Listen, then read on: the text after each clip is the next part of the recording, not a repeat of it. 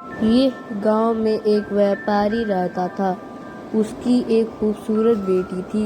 एक बार उसे व्यापारी पर बहुत ज़्यादा कर्जा हो गया था और जिस आदमी से उसे व्यापारी ने कर्ज लिया था वो उसी गांव का था और बहुत ही घटिया आदमी था। तो व्यापारी उस आदमी का कर्जा चुका नहीं पा रहा था। तो उस आदमी ने सारे गांव वालों को जमा किया और व्यापारी के घर पर जाकर व्यापारी से कहा कि अगर तुम मेरा कर्जा दे नहीं पा रहे हो तो अपनी बेटी की शादी मुझसे कर दो।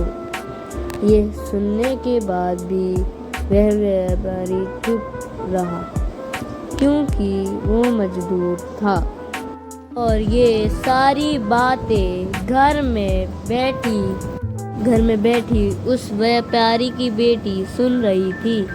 थोड़ी देर के बाद उस आदमी ने गांव वालों और व्यापारी से कहा कि ठीक है, मैं एक थैली में सफ़ेद और एक काला पत्थर डालूंगा और इसकी बेटी को थैली में से कोई एक पत्थर निकालना पड़ेगा।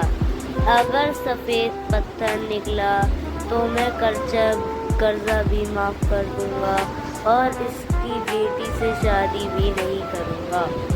लेकिन अगर काला पत्थर निकला तो कर्जा तो मैं माफ़ कर दूंगा मगर इसको अपनी बेटी से मेरी शादी करवानी पड़ेगी। व्यापारी की लड़की इस बात के लिए राज़ी हो गई और सारे गांव वाले भी।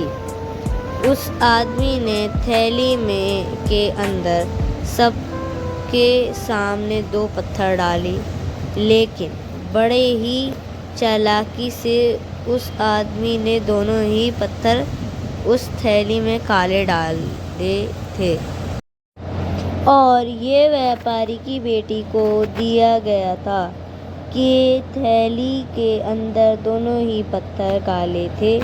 अब वह लड़की सोच में पड़ गई थी कि मैं जो भी पत्थर निकालूंगी वह काला ही पत्थर होगा और अगर काला पत्थर निकला तो कर्जा माफ़ हो जाएगा, लेकिन मुझे उससे शादी करनी पड़ेगी।